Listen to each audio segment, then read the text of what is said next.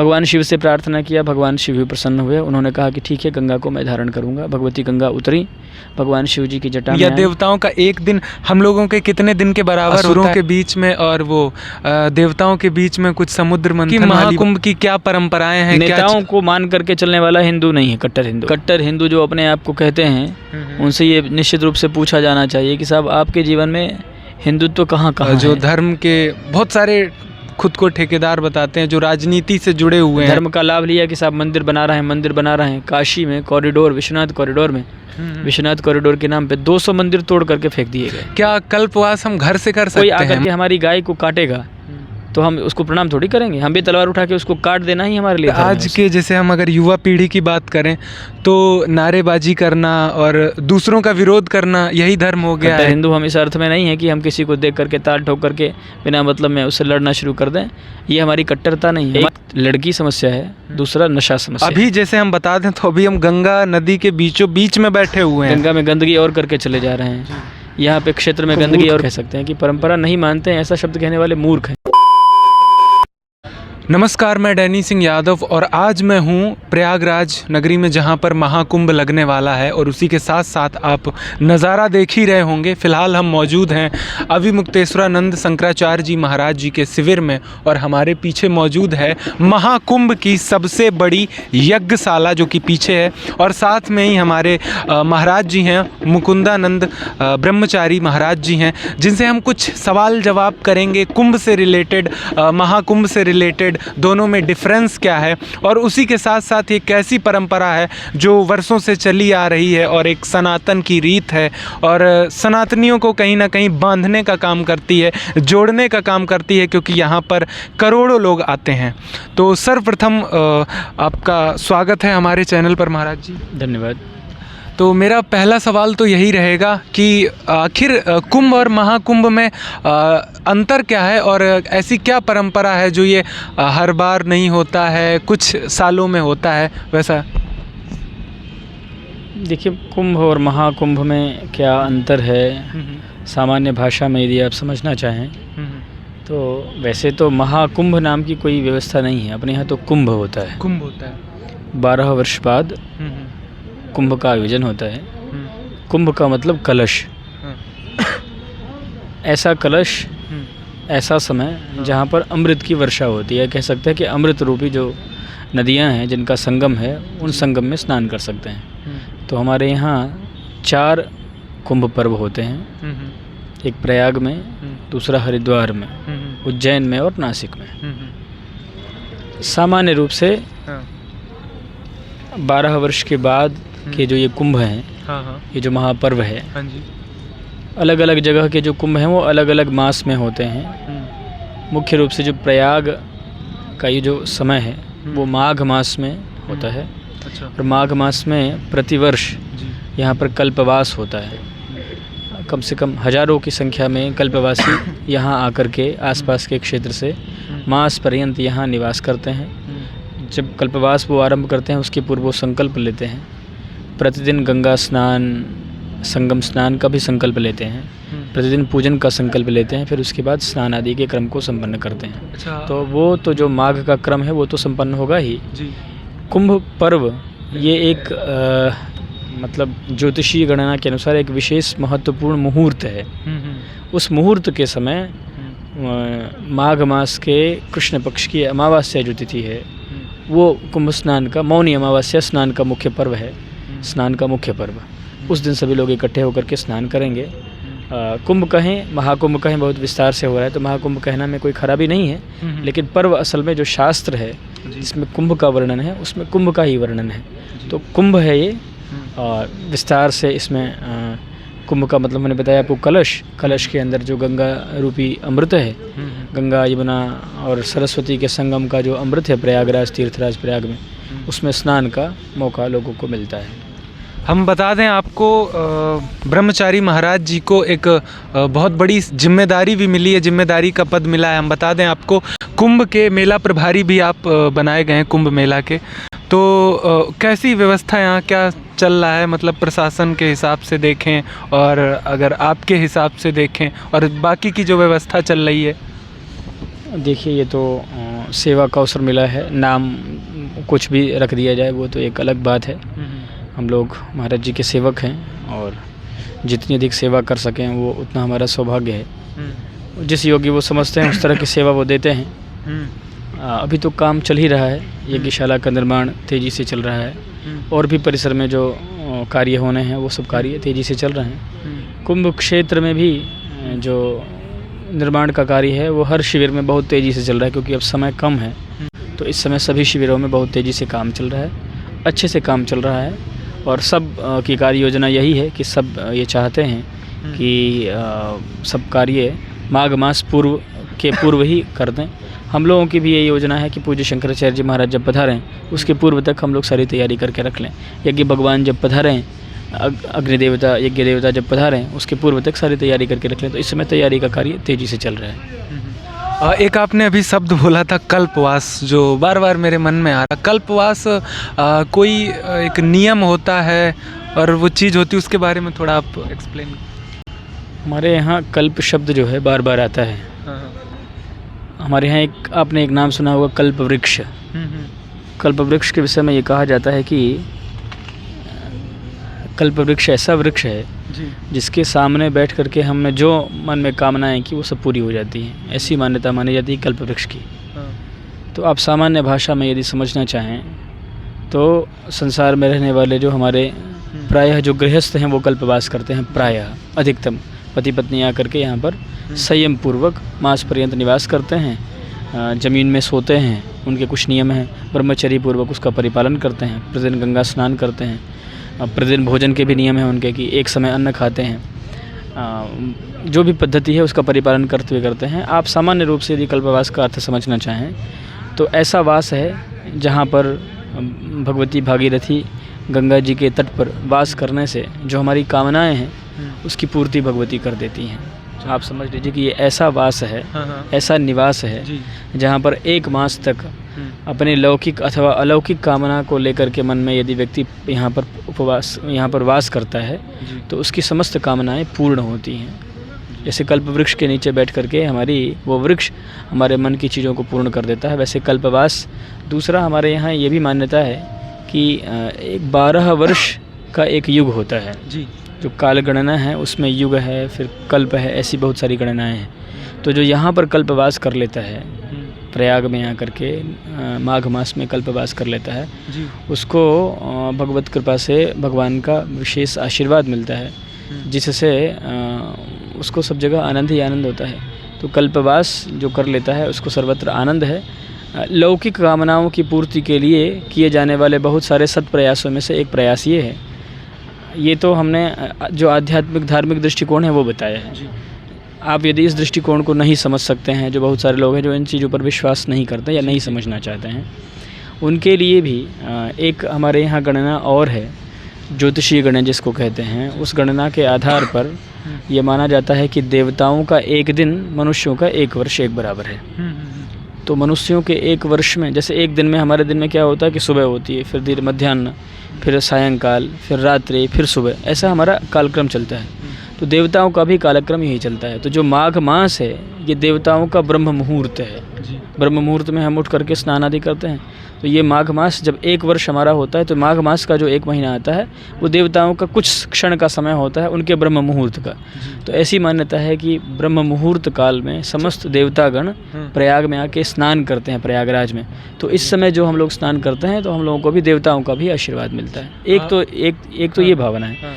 दूसरी भावना ये भी है, आप वैज्ञानिक दृष्टिकोण से भी देख लें, किसी भी दृष्टिकोण से, जो संयम वाला जीवन है उसी को असली जीवन कहा जाता है। कहते हैं कि बहुत सारे लोग कहते हैं कि साहब हम संयमित नहीं रहेंगे, हम मनमाना करेंगे।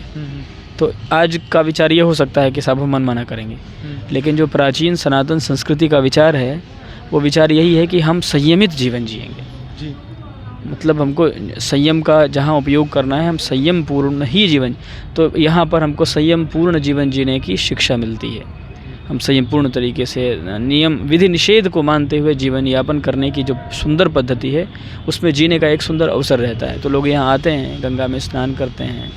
और ये भी मान्यता है सामान्य रूप से जो हमारे आज के वैज्ञानिक हैं वो भी इस बात को कहते हैं कि किसी जल में एक साथ करोड़ों लोग जब नहाते हैं तो वहाँ पे एक अलग तरह का गुण पैदा हो जाता है उस जल में। उसके वैज्ञानिक शब्द कुछ हो सकते हैं, वो जो गुण है वो सब जगह सभी जल में नहीं होता, वो उसी जल में होता है जहाँ पे करोड़ों लोग एक साथ इकट्ठे होकर के स्नान करते हैं। तो जब हम उस जल में स्नान करते हैं तो आज के विज्ञान के अनुसार हम मतलब स्वस्थ प्रसन्न हो जाते हैं। वैसे जो एनजीटी है हमारे देश का कोर्ट, उसने ये कह रखा है, क्योंकि गंगा जी का जो सामान्य रूप से जो जल दिख रहा है यहाँ पे, ये मेरे सवाल मन में आया था। हाँ, तो उसमें स्थिति क्या है कि एनजीटी के अनुसार तो जल की स्थिति बहुत अच्छी नहीं है, केवल प्रयाग की नहीं, पूरे मतलब गंगा रिवर बेसिन जितना जो उनका एरिया है 2525 किलोमीटर का, पूरे बेसिन में गंगा जी के जल की स्थिति अत्यंत जो है चिंताजनक है। वो तो एक अलग दृष्टिकोण है, उस पर चिंतन करके सरकार को जल कैसे शुद्ध हो, कम से कम हम सामान्य रूप से यदि कहना चाहें तो इतना तो ज़रूर इस समय सरकारों को कर देना चाहिए कि जितने नाले आ रहे हैं, जैसे कानपुर में जो नाले आ रहे हैं, हमारे शहरों के जो वेस्टेज वाटर आ रहे हैं, वो सब तो कम से कम इन दिनों रोक ही दिया जाना चाहिए। मैं अभी हाल की बात बताता हूँ। मैं अभी थोड़ी देर पहले 20-25 मिनट पहले मैं मौजूद था वहाँ पर, जो आगे ब्रिज वो बनाया गया अभी, तो पानी एकदम नज़दीक से देखा, एकदम काला काला पानी बह रहा था। मतलब बहुत ही ज़्यादा चिंताजनक भी है कि इतने सारे लोग आएंगे और फिर उसमें नहाएंगे गंदे पानी में, तो नहीं, ये तो चिंता का निश्चित रूप से विषय है।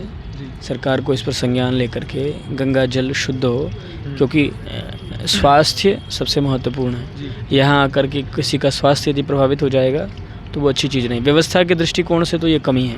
हम तो दूसरा पक्ष आध्यात्मिक बता रहे थे कि जब सब लोग स्नान करते हैं तो हमारे पाप धुल जाते हैं, तो हमारी भावना है, हमारा दर्शन है, जिसको मान करके हम यहाँ आ रहे हैं।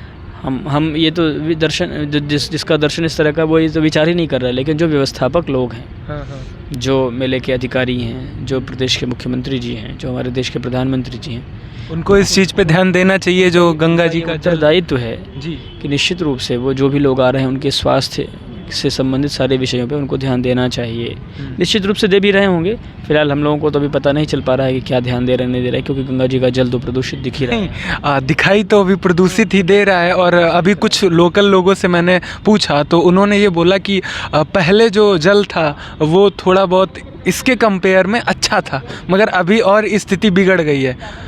तो वही नहीं, उसका ध्यान दिया जाना चाहिए निश्चित रूप से, क्योंकि जल का शुद्ध होना, जल में बहाव होना, बहाव रहे तो बहुत सारी अशुद्धि तो जल स्वयं अपने आप में समाप्त करने की क्षमता है जल के अंदर, लेकिन बहाव ही नहीं है, बहाव भी समाप्त है। जल में जल स्तर बहुत कम है और जो जल दिख भी रहा है वो भी बहुत दूषित प्रदूषित दिख रहा है। उसको सही करने के लिए क्या कार्य योजना है, उसको समाज को सार्वजनिक करना चाहिए, ताकि समाज के लोग भी निश्चिंत होकर के जान सकें कि भाई गंगा जी को स्वच्छ रखने के लिए कुंभ के समय के लिए ये नीति बनाई गई है। फिलहाल वो अभी पब्लिक डोमेन में नहीं है, यदि कहीं हो तो आप बताइएगा, हमारे संज्ञान में तो नहीं है। लेकिन इसके लिए थोड़ी मतलब जिम्मेदारी से, गंभीरता से कार्य करने की आवश्यकता है।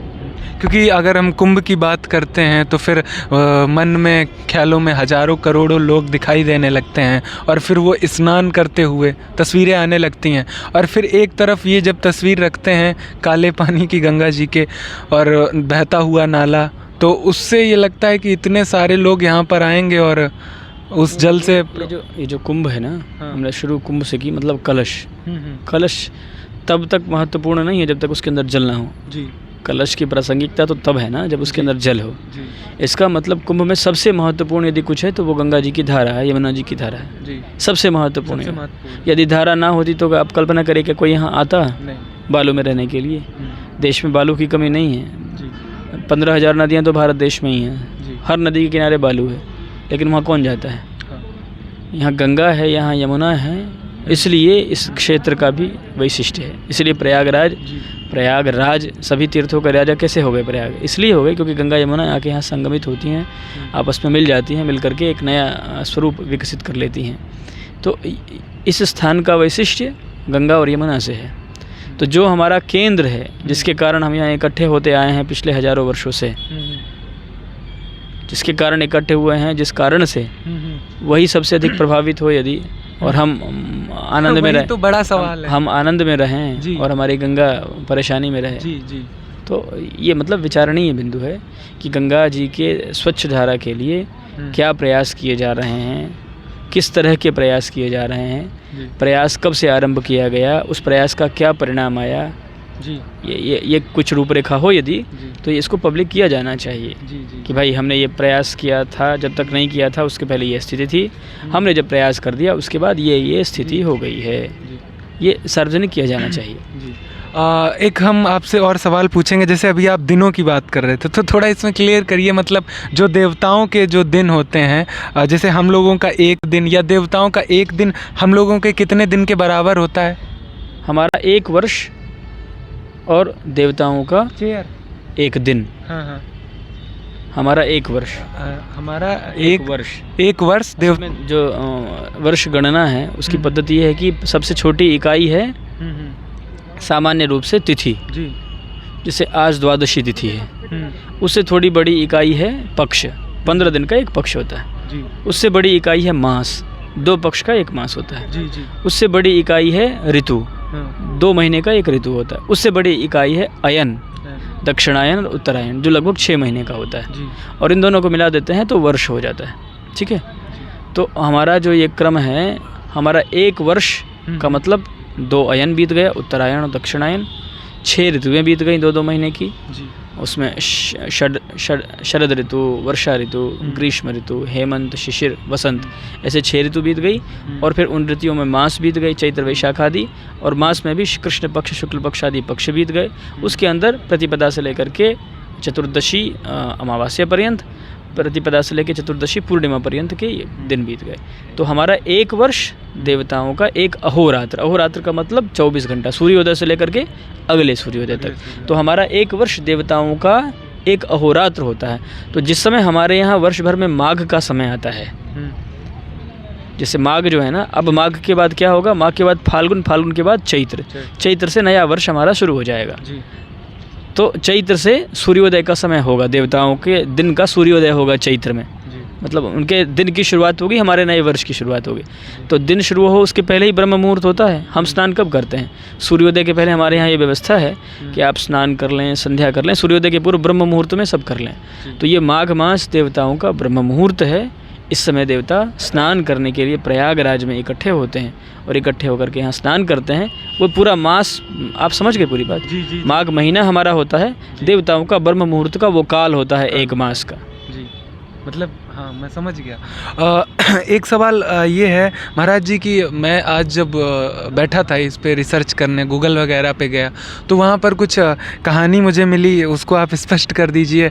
असुरों के बीच में और वो देवताओं के बीच में कुछ समुद्र मंथन वाली बातें लिखी हुई थी। ऐसी बहुत सारी कहानी है, हमारे यहाँ कथाएं हैं। हम जो सनातनी हिंदू हैं जी, हम वेद, शास्त्र, पुराण इन सब को मान के चलते हैं जी। तो हम उन पुराणों को मानते हैं जो वेद प्रतिपादित है। आजकल बहुत सारे नए नए पुराण लोगों ने बना दिए हैं, उसका कोई मतलब नहीं है। जो वेद प्रतिपादित है उसको हम मानते हैं। तो हमारे यहाँ मूल रूप से यदि हम श्रीमद् भागवत जी की चर्चा करें तो उसमें समुद्र मंथन की लीला है।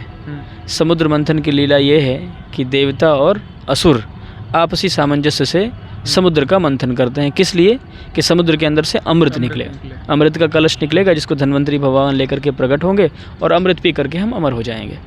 तो समुद्र मंथन के लिए देवता और असुर इकट्ठे हुए। भगवान विष्णु की प्रेरणा से मंथन की सामग्री इकट्ठा की गई। वासुकी नाग को रस्सी बनाया गया। सुमेरु पर्वत को बीच का मथानी का वो जो बीच का भाग होता है वो बनाया गया। सुमेरु पर्वत स्थिर रहे इसके लिए कच्छप भगवान स्वयं अवतार लेके अपने पीठ पे उन्होंने उसको स्थिर किया। फिर देवता और दानव दोनों उसको रगड़ने लगे। फिर उसमें अलग अलग वस्तुएं निकलने लग गई। फिर उसी में धन्वंतरी भगवान अमृत का कलश लेकर के निकले। तो ये कहा जाता है कि जब अमृत का कलश लेके निकले तो वो 4 स्थान पर अमृत के जो बूंद हैं वो गिर पड़े थे। वही कुंभ का स्थान है जहाँ पर ये कुंभ होता है। दूसरी एक बात ये भी पुराणों में आती है कथा, ये संभवतः शिव पुराण के कोटि रुद्र संहिता में संभवतः ये प्रकरण आता है जिसमें ये बताया गया कि भगवती गंगा जो महाराज सगर थे, सगर की 2 पत्नियाँ थीं। एक पत्नी से एक पुत्र की परंपरा थी। एक पत्नी से 60,000 पुत्र थे सगर महाराज के। तो सगर महाराज के पुत्र 60,000 थे। ऋषि के शाप से 60,000 के 60,000 भस्म हो गए। अब 60,000 पुत्र ऋषि के शाप से भस्म हुए हैं। अब उनका उद्धार कैसे हो? तो विद्वानों ने बताया कि गंगा जी के जल का यदि स्पर्श हो जाता है तो इनका उद्धार होगा, अन्यथा उद्धार नहीं होगा। और ऋषि ने शाप दिया है, ब्राह्मण के शाप से मरे हैं, इसलिए इनकी मुक्ति भी नहीं होगी। तो जो दूसरी पत्नी के पुत्र हैं वो तपस्या करना शुरू करते हैं। असमंजस, अंशुमान, दिलीप 3 पीढ़ी तपस्या करती रहती। फिर उनकी पीढ़ी में भगीरथ जी आते हैं। भगीरथ जी की तपस्या से भगवती गंगा प्रसन्न होती हैं कि हाँ हम आएंगे। लेकिन 2 समस्या है मेरे सामने। एक समस्या तो ये है कि हमारे वेग को धारण कौन करेगा, दूसरा जब मैं आऊँगी तो उसमें पापी अपना पाप धोएंगे तो मैं गंदी मैली हो जाऊँगी, तो मेरे पाप का निवारण कैसे होगा। तो भगीरथ जी ने कहा कि माता पहले एक समस्या का निदान करते हैं कि आप आएंगी कैसे, इसकी व्यवस्था बनाते हैं। तो भगवती गंगा ने ही बताया कि भाई भगवान शिव ही धारण कर सकते हैं, दूसरा कोई धारण नहीं कर सकता है इस वेग को। भगवान शिव से प्रार्थना किया, भगवान शिव भी प्रसन्न हुए। उन्होंने कहा कि ठीक है, गंगा को मैं धारण करूंगा। भगवती गंगा उतरी, भगवान शिव जी की जटा में आई और इतना वेग था, कहते हैं कि इतना घमंड था उनको कि वो सब तहस नहस करके निकल जाएंगे, ऐसा अनुमान था। लेकिन शिव जी तो शिव जी ठहरे। उन्होंने जटा में गंगा जी को ऐसे घुमाया कि अब गंगा बाहर ही ना निकल पाई, घूमती रहीं। फिर भगीरथ जी ने फिर प्रार्थना की कि महाराज हम तो लाए थे अपने काम के लिए, आप कृपा करिए। तो उन्होंने अपने एक जटा को निकाला, उससे गंगा जी की एक धारा निकली। अभी सारी मतलब हाँ धारा निकली। उसके बाद निकल करके वो चलने लगी। तो जब आगे बढ़ने लगी तो वो एक ऋषि मिले, जन्नू ऋषि। जन्नू ऋषि के आश्रम में गंगा जी के भगीरथ जी महाराज हमारे देश के चक्रवर्ती सम्राट थे। माने उस समय जो हमारा देश था उस देश में उसमें विभाजन नहीं थे। उस समय जो हमारे यहाँ की भौगोलिक परिस्थिति उसको आप पुराणों में पढ़ सकते हैं। तो श्री भगीरथ जी महाराज चक्रवर्ती सम्राट अपने रथ पर बैठ करके शंख बजाते हुए गंगा जी के लिए रास्ता बनाते हुए चले। जैसे आज कोई विशिष्ट व्यक्ति आए तो सामने सायरन पायलट की गाड़ी चलती है ना कि भाई हटो वीआईपी आदमी आ रहा है, उसको रोकना नहीं चाहिए। उस समय हमारे देश का राजा जो सबसे अधिक पावरफुल था वो अपने रथ पर बैठ के शंख बजाते हुए गंगा जी की आगवानी करते हुए हिमालय से चला। तो गंगा जी आगे बढ़ी, इतना सम्मान था। किसी समय इस देश में गंगा जी का इतना सम्मान था। आज स्थिति यह है कि एक गंगा जी के धारा पे 500 से अधिक बांध बने हुए। पहले इतना सम्मान था कि विशिष्ट व्यक्ति है उसकी धारा रुकनी नहीं चाहिए, राजा खुद लेके चलता था कि साहब आप चलिए। फिलहाल ये दूसरे विषय में हम प्रवेश कर रहे हैं। तो गंगा जी जब आगे बढ़ी तो उनके अंदर अभिमान तो था ही कि भाई मेरा धारा, मेरा ये मेरा। तो जन्नू ऋषि के आश्रम में प्रवेश कर गई। जन्नू ऋषि के आश्रम में जब प्रवेश कर गई तो कहते हैं कि जन्नू ऋषि संध्या कर रहे थे, सारे पात्र सब बहा दिया उन्होंने। तो जन्नू ऋषि ने आचमन करके पूरा जल ही पी लिया। अब फिर भगीरथ महाराज देख रहे हैं कि भाई ये कहाँ चली गई। तो फिर जन्नू ऋषि से प्रार्थना किया उन्होंने कहा कि प्रभु हमारे जो पूर्वज हैं उनके उद्धार के लिए इनके जल का स्पर्श होना आवश्यक है।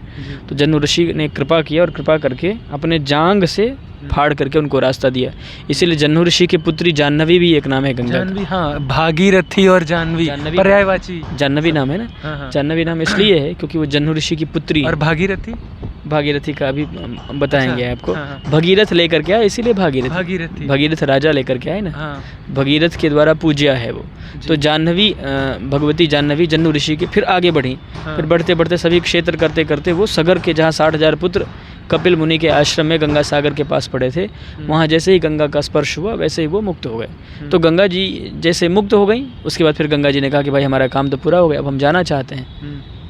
इसी में एक प्रकरण गोदावरी जी के गौतम ऋषि के साथ का भी आता है। उसमें भी गंगा जी आती हैं, सबका उद्धार करती हैं। उद्धार करने के बाद वो जाना चाहती हैं। तो सभी ऋषि महर्षि खड़े होते हैं और खड़े होकर कहते हैं कि भगवती आपने जो कहा था कि मेरे अंदर जो सब पाप धोएंगे तो मैं मैली हो जाऊंगी, उसका क्या होगा। तो उसका निदान ये है कि जैसे पापी आके पाप धोएंगे वैसे साधु जब आएंगे तो आपके पाप का उससे प्रक्षालन भी हो जाएगा। एक ये, और दूसरा हमारी ये भावना है कि हम सर्वोच्च स्थान, सर्वोच्च सम्मान आपको देंगे। जितने भी ऋषि महर्षि थे सबने ये वचन दिया और उसको हम निभाएंगे कैसे। हर 12 साल बाद आपके तट पे आकर के इस बात का प्रदर्शन करेंगे कि आज भी सबसे बड़ा सम्मान हमारे यहाँ आपका ही है। तो ये 12 साल बाद जो हम आके इकट्ठे होते हैं वो गंगा को जो हमारे पूर्वजों ने वचन दिया था कि सर्वोत्तम सम्मान आपका ही है, उसी वचन को दोहराते हैं इनके निकट पे आकर के करोड़ों की संख्या में। देखिए ये जो सनातनी हिंदू समाज है बहुत स्वाभिमानी समाज है। हमारे महाराज श्री ये बात बताते हैं कि हमारे यहाँ बगल के घर में यदि सत्यनारायण जी की पूजा हो और आमंत्रण ना आया हो तो हमारे बगल के घर अपने घर वाले नहीं जाते हैं कि भाई हमको बुलाए नहीं, हम क्यों जाएं। मतलब स्वाभिमानी समाज है, स्वाभिमानी। किसी के यहाँ बिना बुलाए तो जाता ही नहीं है। तो कुंभ में किसको बुलाने कौन जाता है? कोई। लेकिन फिर भी 40 करोड़ लोग इकट्ठा होने की संभावना बताई जा रही है। माने करोड़ों लोग इकट्ठा होते हैं। क्यों होते हैं? क्योंकि हमारे पूर्वजों ने वचन दिया है कि हर 12 साल बाद तुम्हारे तट पे इकट्ठे होकर के हम तुमको इस बात का एहसास दिलाएंगे कि सबसे अधिक पूज्य, सबसे प्रतिष्ठित हमारे लिए तुम हो। तो हम गंगा को इस बात का एहसास दिलाने के लिए आ रहे हैं।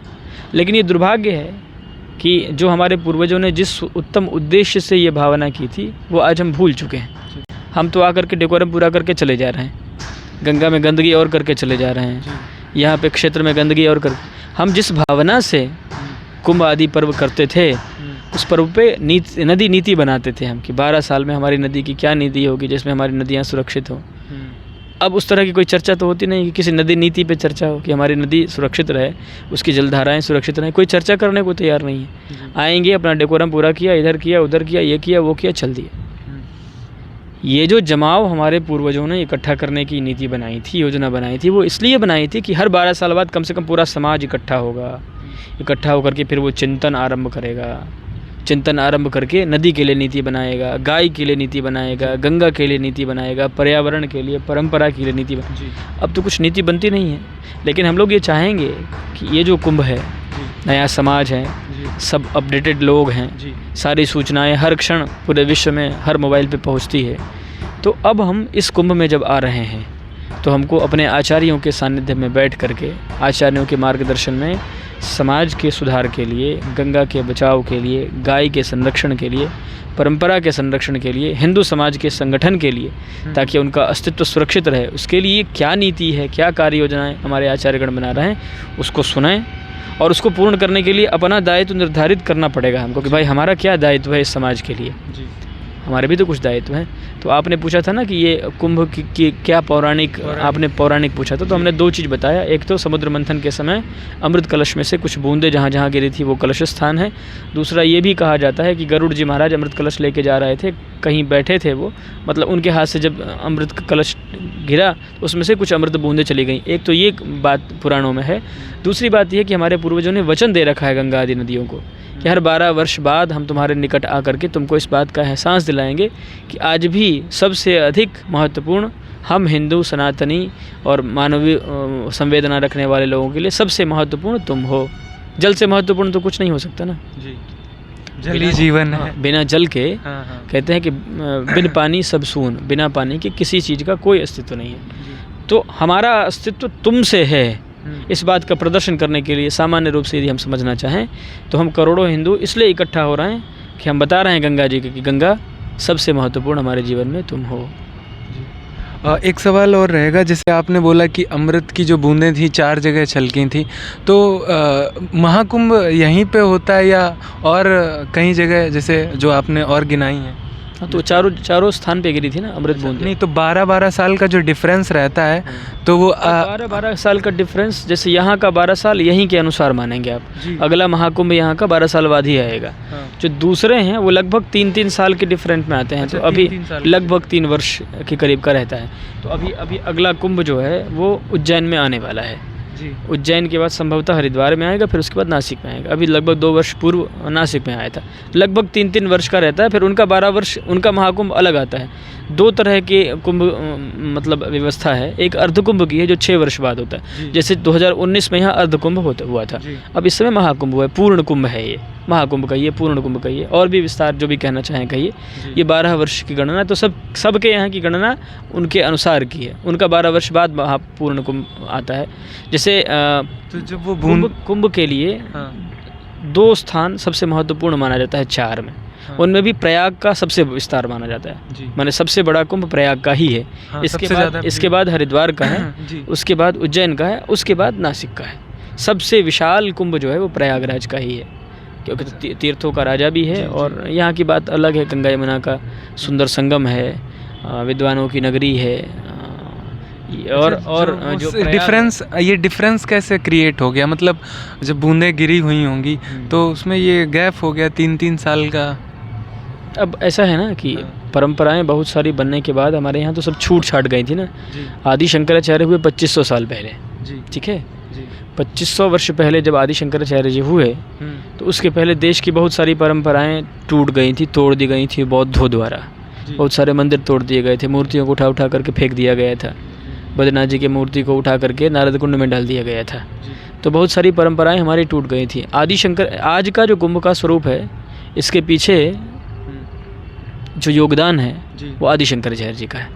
आदि शंकराचार्य जी जब हुए 2500 साल पहले, तो उन्होंने मात्र 32 वर्ष की अल्प अवस्था में देश के 4 दिशाओं में 4 वेदों को आधार बना के 4 शिष्य पीठ की स्थापना की। उसी समय उन्होंने इस तरह की परंपराओं का भी पुनर्जीवन किया। तो जो परंपराओं का पुनर्जीवन करने वाला होता है ना, उसको व्यवस्था भी देखनी होती है। हम एक ही समय 4 कुंभ दे देंगे, मान लीजिए एक ही समय, हाँ। तो चारों जगह कहाँ पे जाके स्नान करेंगे? तो व्यवस्था, कई सारी चीज़ें व्यवस्था के दृष्टिकोण से बनाई जाती हैं। किस समय किस तरह की व्यवस्था थी, उसकी वहाँ पर अमृत के कलश बूंद टिपके थे, इसमें तो कोई संशय है नहीं। ये तो हमारी परंपरा के आधार पर हम मानते हैं। देखिए 2 तरह के ज्ञान हैं, एक ज्ञान पुस्तकों में, दूसरा ज्ञान परंपरा में। अब सामान्य उदाहरण के तौर पे आप देख लीजिए, जो परंपरा को नहीं मानने, वो कहते हैं कि साहब हम परंपरा नहीं मानते, हम क्यों माने परंपरा। तो ये जो कहने वाले लोग हैं, हम उनको यदि शुद्ध भाषा में कहें तो हम उनको मूर्ख कह सकते हैं कि परंपरा नहीं मानते हैं, ऐसा शब्द कहने वाले मूर्ख हैं। कैसे हैं? आप कहते हैं कि हम परंपरा नहीं मानते, ठीक है, मतलब आप सब कुछ एकदम नया खुद से आप करके फिर खुद ही कुछ करेंगे, क्रिएट कर रहे हैं। ये आप मतलब आपके कहने का ये मतलब हुआ, परंपरा ना मानने वाले का ये कहने का मतलब हुआ। इसका मतलब ये हुआ कि अब आपको भूख लग गई। परंपरा ये है कि घर में जब भूख लगती है तो चावल रोटी बना करके माता जी हमको दे देती हैं। अब हम कहते हैं कि साहब हम परंपरा नहीं मानेंगे, तो आप पहले मिट्टी उठा के खाइए, फिर खा करके उसका टेस्ट करिए, फिर उसका शरीर में इफ़ेक्ट देखिए, फिर पता चलेगा कि साहब ये तो खाने की चीज़ थी नहीं। फिर आप बांस उठा के खाना शुरू कर दीजिए, फिर आप ईंटा उठा के खाना शुरू कर दीजिए। मतलब आप टेस्ट करके अपने जीवन में कब तक ये सिद्ध कर पाएंगे कि क्या खाना है क्या नहीं खाना है।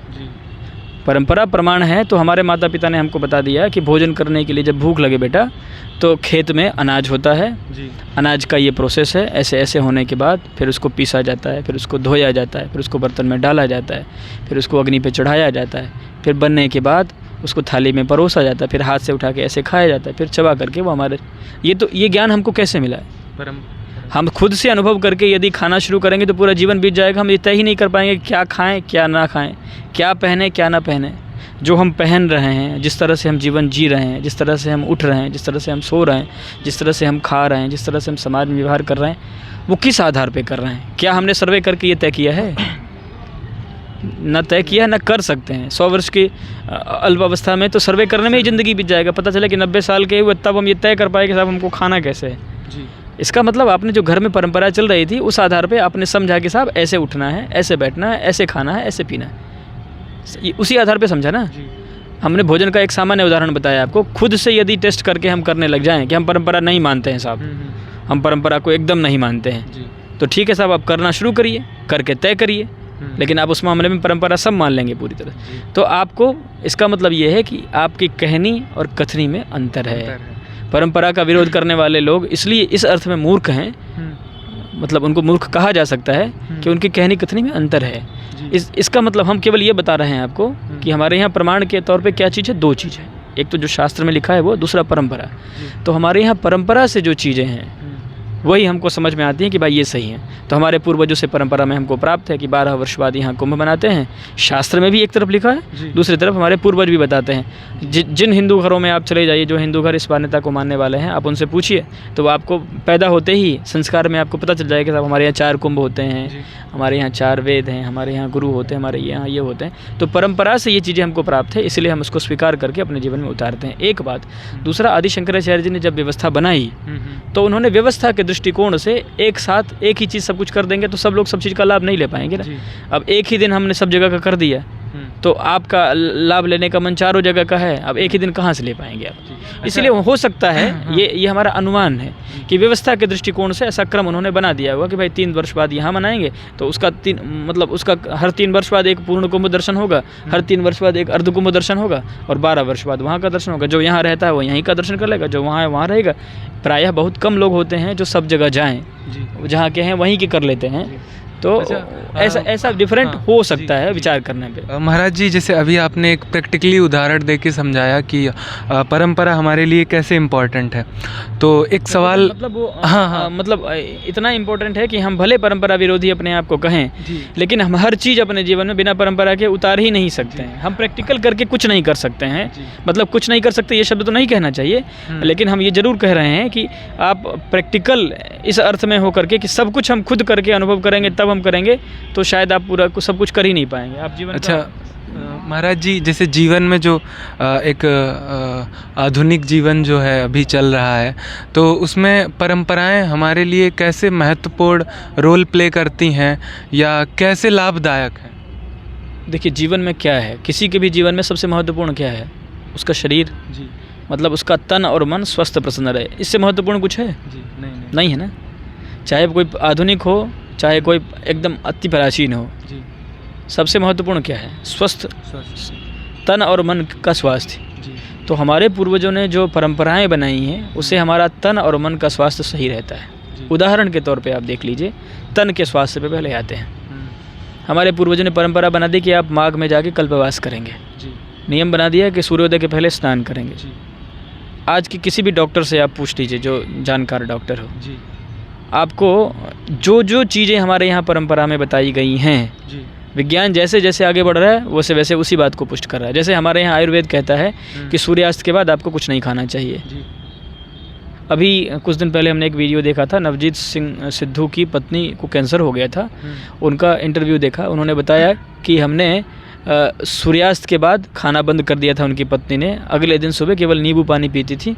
उनसे कैंसर के जो सेल्स थे उनके शरीर में वो धीरे धीरे मर गए और वो बच गई बेचारी, कैंसर से वापस लौट के आ गए। हमारा शास्त्र क्या कहता है? यही कहता है ना। हमारी परंपरा क्या कहती है? हमारी परंपरा कहती है सूर्योदय के पहले उठ जाओ, उसके पहले स्नान कर लो, स्नान करके बैठ करके जब करो तब करो, उससे क्या होगा? हमारा मन स्वस्थ प्रसन्न होगा। हमको आप देखिए, महाराज जी इस उदाहरण को बड़े प्रेम से बताते हैं कि दो भाई गए माघ मेले में और दोनों ने कहा कि हम चल के स्नान करते हैं। दोनों में से एक ने जब सुबह 3 बजा तो ठंड तो दोनों को लग रही थी, एक किसी तरह से कम्बल उठाया और किसी तरह से दौड़ते भागते गया, गंगा स्नान किया, स्नान करके आ गया, आकर के सबको आनंदित हो गया। और दूसरा भाई, अरे अब ठंड है, अभी चले जाएंगे, तभी चले जाएंगे, ऐसे करते करते 10 बजा दिया। उसके बाद वो स्नान करके आ गए। दोनों ने स्नान किया, लेकिन दोनों की जो अनुभूति है वो अलग अलग तरह की हुई। जो 4 बजे नहा लिया था उसको नहाते समय तो बहुत कष्ट हुआ, ठंडे पानी में भागते भागते, लेकिन उसको इस बात का प्रेम जीवन भर के लिए रह गया कि साहब हम देखो मौनी अमावस्या में गए थे, 4 बजे नहा लिया था हमने। माने आत्म प्रसन्नता, आत्मानंद, जो प्रेम, एक सुंदर अनुभव है कि भाई इतने ठंड में जाकर के हमने नहा लिया, वो उसके साथ गया। और जो 10 बजे तक सोता रहा उस समय उसको तो आनंद मिलता रहा, लेकिन जीवन भर के लिए अरे यार वहाँ भी गए, नहाए भी नहीं, समय से सोते रह गए। दोनों के भाव में अंतर आ गया ना। सामान्य उदाहरण के तौर पर तो जो परंपराएं हैं, आधुनिक हो चाहे प्राचीनतम, हमारा स्वस्थ शरीर को स्वस्थ करता है, मन को प्रसन्न करता है। कोई भी संसार का कितना भी अपडेटेड व्यक्ति हो, उसको क्या चाहिए? तन मन स्वस्थ प्रसन्न चाहिए। हमारा जो परंपरा है उसका आप सच्चे अर्थों में पालन करेंगे तो यही 2 चीज़ आपको मिलना है और कुछ नहीं मिलता। यही मिलता है कि तन मन प्रसन्न कर देता है। अच्छा महाराज जी, आज के समाज के हिसाब से अगर हम देखें, जो परंपराएं लोगों के लिए फेवरेबल होती हैं, लाभदायक होती हैं, जैसे अभी आपने स्टार्टिंग में बोला कि जो आज के सनातनी हैं वो काफ़ी ज़्यादा लोभी टाइप का जैसे हो गए, मतलब जो उनके लिए फेवरेबल चीज़ें होती हैं वो वही परंपरा करते हैं।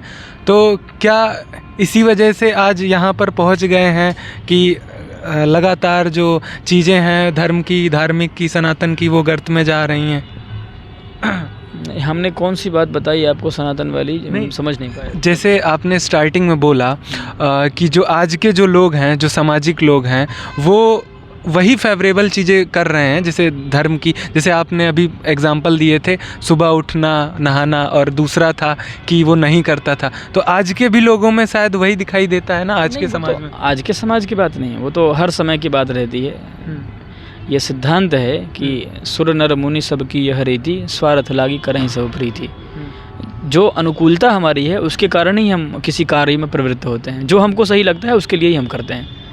हम यही तो समझा रहे हैं ना कि सही क्या है तुम्हारे लिए। हम समझा दे रहे हैं कि स्नान करके समय से स्नान करके समय से भोजन कर लेना, समय से ये कर लेना वो कर लेना, ये तुम्हारे लिए सही है। अच्छा। तो जब हमको थीम समझाना की ज़रूरत है, हम थीम समझा दे रहे हैं कि भाई इस थीम को अपना करके जीवन को सुधारो, तो जब हम समझा देंगे किसी को तो ज़रूर वो मानना चाहेगा। अब जहाँ तक स्वार्थ की बात है या अपनी अनुकूलता की बात है तो वो तो स्वाभाविक है, उसमें कोई खराबी नहीं है। जिसको जो अनुकूल होगा वह स्वाभाविक है वैसा करेगा।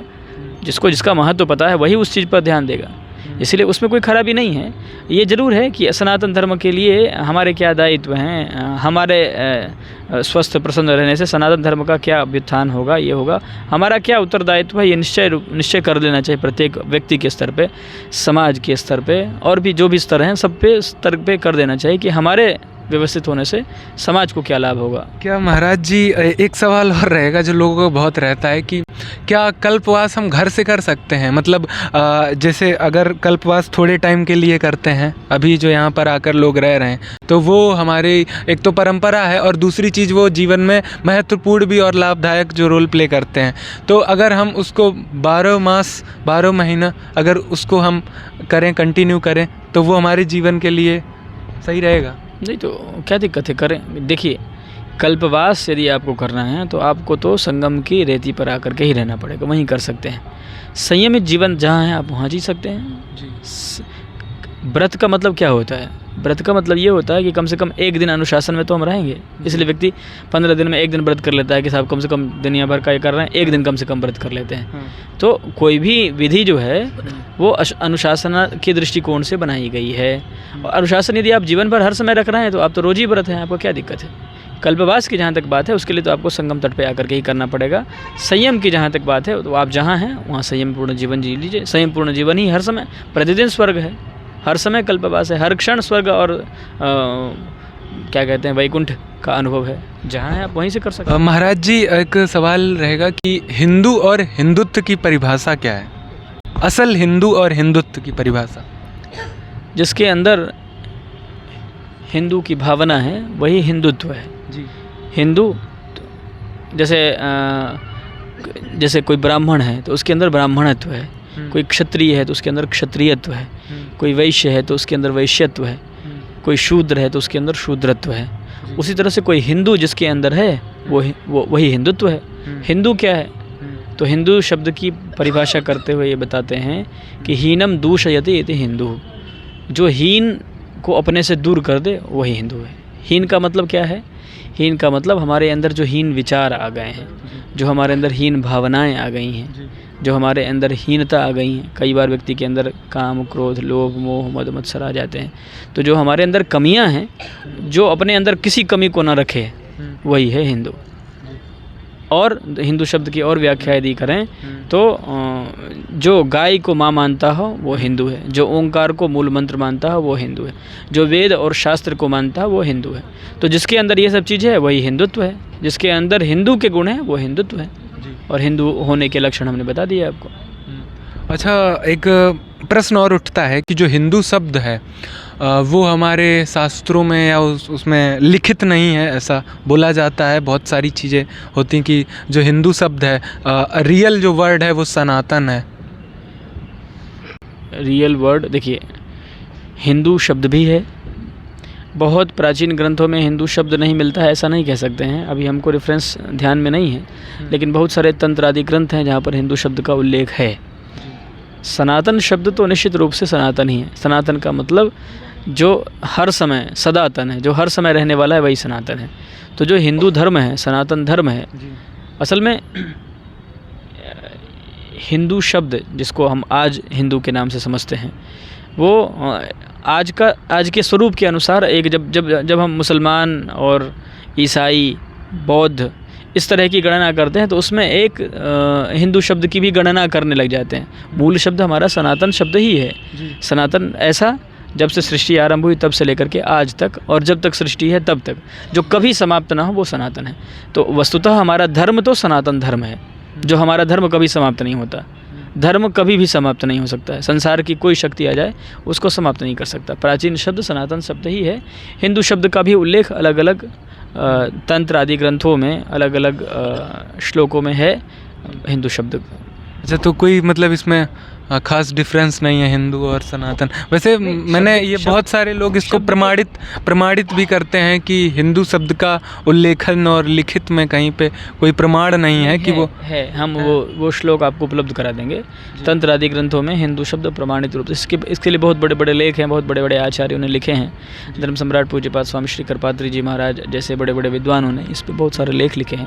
हिंदू शब्द हमारे यहाँ के तंत्र आदि ग्रंथों में है। और शब्द के दृष्टिकोण से तो हर शब्द अपना एक अलग अर्थ रखता है। तो हिंदू शब्द का अपना एक अलग अर्थ है, सनातन शब्द का एक अपना अलग अर्थ है। दोनों की अपने एक वैशिष्ट्य है, दोनों के शब्द के अपने एक अलग तात्पर्य हैं, अपने एक अलग मायने हैं। फिलहाल मूल बात यदि आप कहना चाहें तो जो हिंदू धर्म है, जो हिंदू भावना है, गाय को माता मानने वाली भावना, ये सनातन भावना है। ये कभी समाप्त नहीं होती है। जब से सृष्टि है तब से गाय को माता मानने की भावना है। तो जब से गाय को माता मानने की भावना जिसके अंदर है वही हिंदू है। ओंकार को जो अपना मूल मंत्र मानता है वही हिंदू है। जो अपने अंदर न हीनता रखता है, अपने अंदर से हीनता को समाप्त कर देता है, वो हिंदू है। तो ये सब सनातन, ये भावनाएं क्या हैं? ये सनातन भावनाएं जिसके अंदर हैं, ये सनातन भावना है। मगर आज के समय को आपको देख के लगता है कि लोग अपने आप को कट्टर हिंदू भी बोलते हैं, हिंदू भी बोलते हैं और दूसरे का विरोध भी करते हैं। आज के समय की बात तो अलग तरह की है। कट्टर हिंदू जो अपने आप को कहते हैं, उनसे ये निश्चित रूप से पूछा जाना चाहिए कि साहब आपके जीवन में हिंदुत्व कहाँ कहाँ है? क्या आपके भोजन में हिंदुत्व है? क्या आप शाकाहारी हैं? क्या आपके कपड़े में हिंदुत्व है? क्या आप भारतीय वस्त्र पहनते हैं? क्या आपके वेशभूषा में, आपके मस्तक पर तिलक का हिंदुत्व है? क्या आपने शास्त्र पुराण का अध्ययन किया है? क्या आप अपने गुरुओं का सम्मान करते हैं? हम अपने आप को कट्टर हिंदुत्व वाले कह दें और सबसे पहले अपने आचार्य को ही गाली देना शुरू करें। किस बात के हिंदुत्व वाले हो तुम? हिंदुत्व, सनातन हिंदुत्व की बात जब हम करते हैं तो हमारे लिए सबसे महत्वपूर्ण हमारी परंपरा, हमारे गुरु, हमारी मर्यादाएं हैं। हम उसको, सच्चा हिंदू वो है, कट्टर हिंदू वो है जो अपने जीवन में हिंदू धर्म का पालन कर रहा है, अपने जीवन में वर्णाश्रम धर्म का पालन कर रहा है, अपने जीवन में मर्यादाओं का पालन कर रहा है। जो जितना अपने जीवन को संयमित बना के विधि निषेध को मानने वाला है वही कट्टर हिंदू है। बात करने वालों की कुछ क्या कहना है उनके विषय में? जो जितना विधि निषेध का पालन कर रहा है 100%, वही हिंदू है। हिंदू का मतलब विधि निषेध का पालन करने वाला, वेद को मान करके अपने जीवन के व्यवहार को चलाने वाला, गुरुओं को मान करके, नेताओं को मान करके चलने वाला हिंदू नहीं है कट्टर हिंदू। गुरु जो परंपरागत आचार्य हैं, जो शास्त्र, वेद, पुराण के अनुसार की व्याख्या करते हैं धर्म की, उन आचार्यों को, उन पूज्य शंकराचार्य जी महाराज को मानकर चलने वाला ही हिंदू है। कट्टर हिंदू वही है। कट्टर हिंदू हम इस अर्थ में नहीं है कि हम किसी को देख करके ताल ठोक करके बिना मतलब में उससे लड़ना शुरू कर दें। ये हमारी कट्टरता नहीं है। हमारी कट्टरता हम कितने धर्म का पालन कर रहे हैं इसमें होनी चाहिए। मतलब पहले खुद में धर्म, हम कितने दृढ़ हैं इस बात में हमारी कट्टरता होनी चाहिए। हम जितने हम दृढ़ हैं उतने कट्टर हैं। हम अपनी दृढ़ता से समझौता नहीं करते हैं। जैसे कोई हमारे सामने हमारे किसी पूज्य का अपमान हो रहा है और हम उस समय हमारी कट्टरता दिखनी चाहिए, हमारे व्यवहार में दिखनी चाहिए। हम अपने सनातन मूल्यों के संरक्षण के लिए अपने जीवन में सद्व्यवहार करते हुए, हिंदू धर्म के मर्यादाओं का पालन करते हुए कितना आगे बढ़े, हम स्वयं कितना पालन कर रहे हैं। देखिए, सनातन धर्म कब बचेगा, यदि ये प्रश्न है कि कैसे बचेगा, इसका एकमात्र उत्तर है कि आप अपने जीवन में बचा के रखिए तो बच जाएगा। एक आदमी के जीवन में तो बच जाएगा सनातन धर्म जी। हम कहते हैं कि सब सनातन धर्म समाप्त, तो कैसे हो गया? सनातन धर्म समाप्त हो जाएगा। अब सनातन धर्म को मानने वाले जब समाप्त हो जाएंगे, आप अपने अंदर बचा के रखे रहेंगे तो कम से कम इतने अर्थ में सनातन धर्म बचा रहेगा कि साहब ये सनातन धर्म बचा है। तो आप सनातन धर्म को बचा के रखना चाहते हैं कट्टर हिंदू साहब, तो आप धर्म को अपने जीवन में उतारिए। मगर आज के, जैसे हम अगर युवा पीढ़ी की बात करें तो नारेबाजी करना और दूसरों का विरोध करना यही धर्म हो गया है। नारेबाजी करना कोई खराबी नहीं है। जोश, उत्साह तो युवाओं के अंदर रहना ही चाहिए। युवा के अंदर जोश नहीं रहेगा तो किसके अंदर? दूसरे का विरोध करना और गाली देना। देखिए, दूसरे गलत का विरोध करना ये हमारी संस्कृति है जी।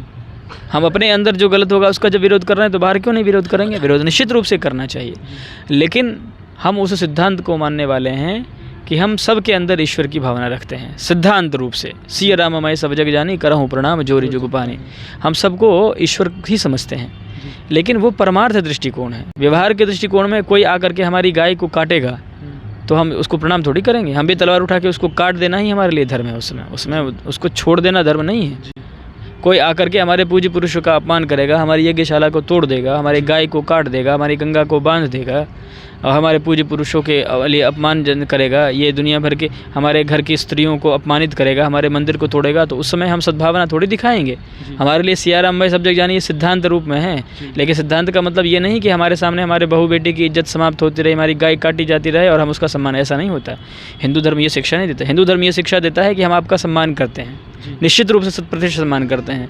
हम खुद से परेशान करने की भावना नहीं रखते हैं, लेकिन जब आप ताल ठोकोगे तो झेलने के लिए आपको तैयार निश्चित रूप से रहना चाहिए। हम उसका प्रति उत्तर 100% देने की भावना रखनी ही चाहिए। यदि आप इस मामले में कट्टरता नहीं रखेंगे तो आपका समाप्त हो जाएगा धर्म। आपको सुई जैसी कट्टरता रखनी पड़ेगी, चुभा देने की ज़रूरत रखनी पड़ेगी। हमारे मूल्यों के साथ कोई अपमानजनक व्यवहार करेगा, चाहे वाचिक हो चाहे कार्य रूप में हो, हमको उसका प्रतिकार निश्चित रूप से करना चाहिए। हमको हमारे धर्म को बचा के रखने की भावना। हमारे बहन को कोई लेकर के चला जाएगा और हम कहें कि साहब ये तो सियाराम हमारी सब जगह जाने, ये भी भगवान का रूप है, हम बहन को जाने देते, ऐसे कैसे जाने देंगे? उसका हाथ काट लेंगे और गाय को कोई छू दे उसका गला काट लेंगे। ये भावना होनी ही चाहिए, लेकिन बिना मतलब में नहीं होनी चाहिए। सच्चे अर्थ में सनातन धर्म का हम सेवक हैं अपने धर्म के। हमारे रहते हमारे पूज्य का कोई अपमान नहीं कर सकता है, हमारे मंदिर को कोई नहीं तोड़ सकता है। जिसके प्रति हमारे मन में भावना है उसका अपमान हम कैसे बर्दाश्त कर लेंगे? अभी के समय को देखते हुए आप युवाओं को क्या संदेश देना चाहेंगे? ये जो युवा पीढ़ी आ रही है कि अपने अंदर सनातन को कैसे स्थापित करें और किस स्वरूप में स्थापित करें? देखिए, युवाओं को जहाँ तक क्या प्रेरणा देना चाहेंगे ये बात पूछी जाए तो हम केवल इतना ही कहना चाहेंगे कि आप कहते हैं कि साहब समाज जो है अंध समर्थक हो रहा है, ऐसा युवा कहते हैं आज के, कि आप भेड़ चाल में चल रहे हैं ये लोग। हम कहते हैं कि आप भेड़ चाल में आप चल रहे हो। भेड़ चाल क्या है? युवा के सामने इस समय 2 सबसे बड़ी समस्या है। एक लड़की समस्या है, दूसरा नशा समस्या है। युवा पहले इससे तो निकले, अपनी जवानी को तो उसने बर्बाद कर दिया इस चीज़ में।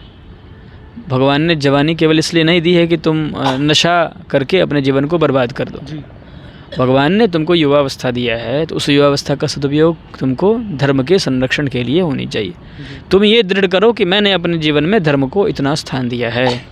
तुम जिस वर्णाश्रम से आते हो, जिस परंपरा से आते हो, उस परंपरा के अनुसार तुम्हारे लिए क्या कर्तव्य है अपने बुजुर्गों से सीखो, सीख करके उसको जीवन में उतारो। यही तुम्हारे लिए कर्तव्य है।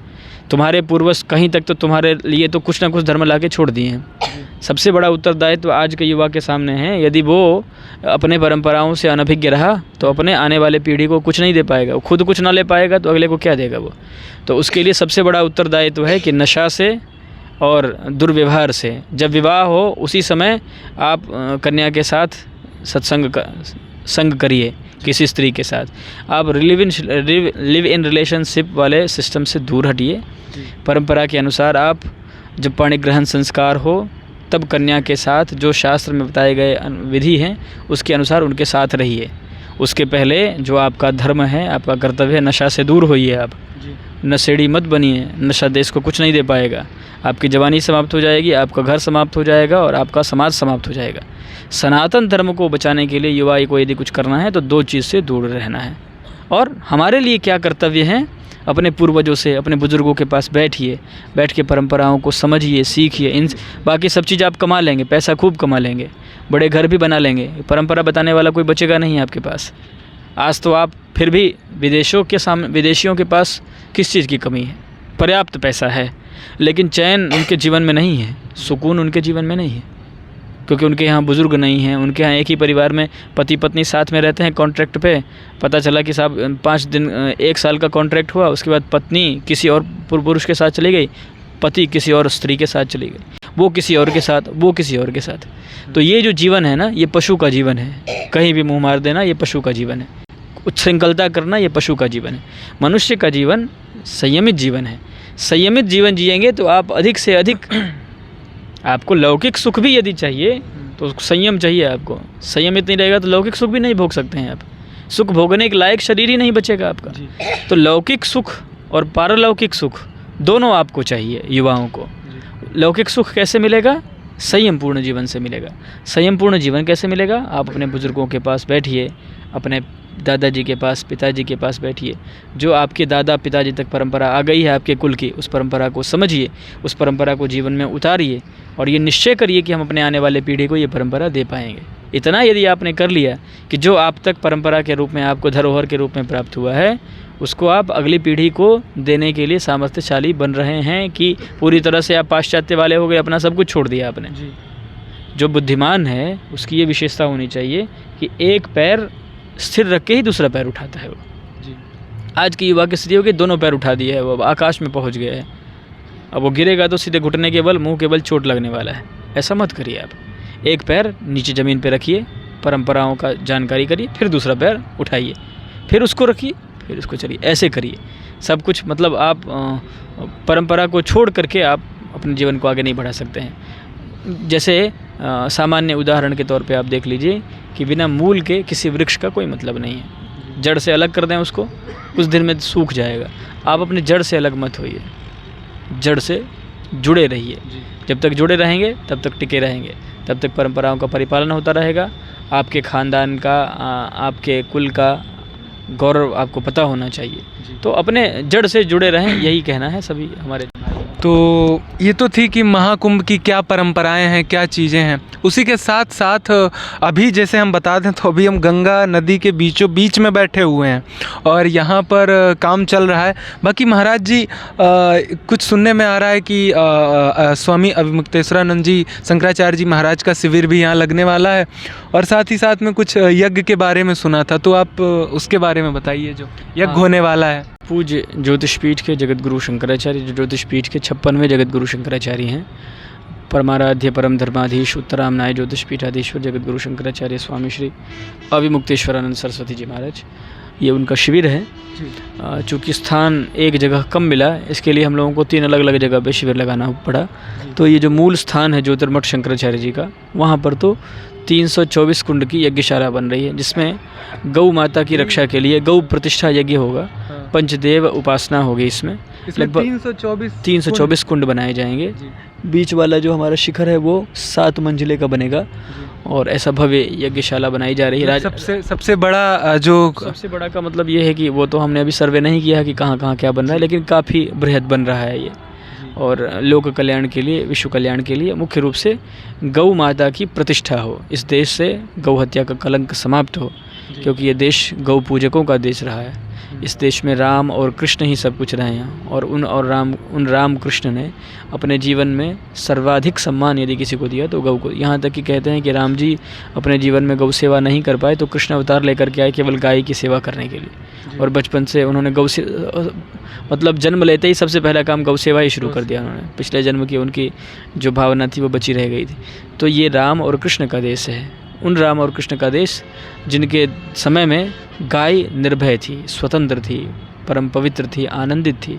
आज इस देश में सर्वाधिक संकट यदि किसी के ऊपर है तो गाय के ऊपर है। लगभग प्रतिदिन 50,000 से अधिक देशी गौवंश आज के भारत में, हमारे पास डेटा इंटरनेट से आप चाहें तो निकाल सकते हैं, आज भी कम से कम 50,000 गाय काटी गई होगी इस देश में।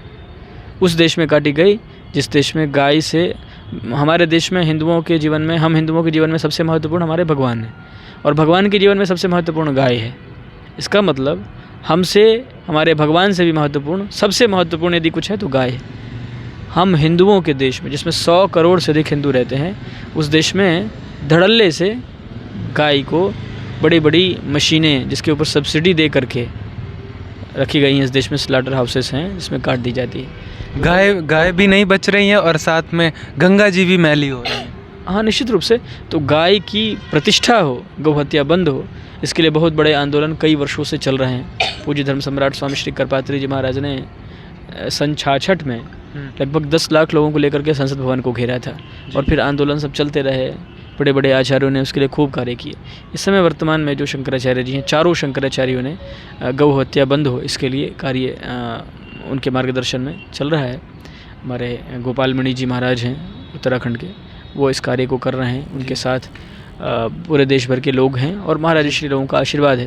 विशेष करके हमारे जो ज्योतिर्मठ के शंकराचार्य जी महाराज हैं, पूज्य गुरु जी, उन्होंने तो संवत्सर का नाम ही गौ संवत्सर रख दिया। तो वर्ष पर्यंत उन्होंने वर्ष की शुरुआत में पदयात्रा की, वो गोवर्धन से संसद भवन तक गए जी। पैदल चलते हुए लगभग 150 किलोमीटर।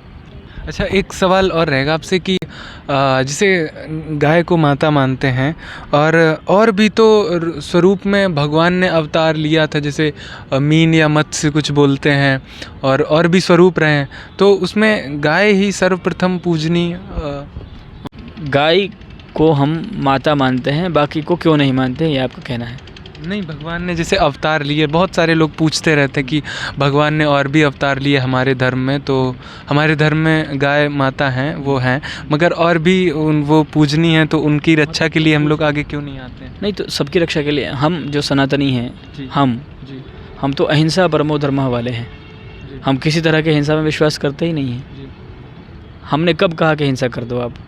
हमने तो नहीं कहा कि कोई हिंसा करो आप। जी। लेकिन जब हम बहुत विस्तार से बात करते हैं ना, पिन पॉइंट पे बात नहीं करते हैं, तो बात समझ में नहीं आती है। जी। इसीलिए हम सबकी रक्षा करने का संकल्प है हमारा सिद्धांत है कि साहब सबकी रक्षा हो। जी। लेकिन सबकी रक्षा का संकल्प और सिद्धांत रखने वाले हम सनातनी हिंदू, जी। यदि सबकी रक्षा की बात करेंगे तो हमारा फोकस ही नहीं एक तरफ हो पाएगा ना। फोकस तो करना पड़ेगा ना कहीं। हम सबकी रक्षा करना चाहते हैं। मान लीजिए हम आपकी रक्षा करना चाहते हैं, जी। तो हमको आपके पूरे शरीर में मान लीजिए किसी एक चीज़ को ही बचाना है, तो प्राण को बचाने की रक्षा करनी पड़ेगी। जी। एक बार क्या हुआ, ये उपनिषद में कथा आती है कि शरीर में जो नासिका है वो जाने लग गए कि अब हम जा रहे हैं, कान जो घ्राणेंद्रिय हैं वो जाने लग गए, जो श्रवणेंद्रिय हैं वो जाने लगे, चक्षुरेंद्रिय है जो देखने की शक्ति है वो जाने लग गए, सब चले गए। तब भी जो शरीर के अंदर जो जीव तत्व है उसके रहने से शरीर बचा रह गया। तो सारे तत्व चले जाएं लेकिन जीव तत्व रहे, तब कम से कम प्राण तो बचना चाहिए। बाकी सब कुछ लंगड़ा लूला अंधा काना, फिर भी आदमी कम से कम सर्वाइव कर लेगा। प्राण निकल जाएगा तब नहीं कर पाएगा ना।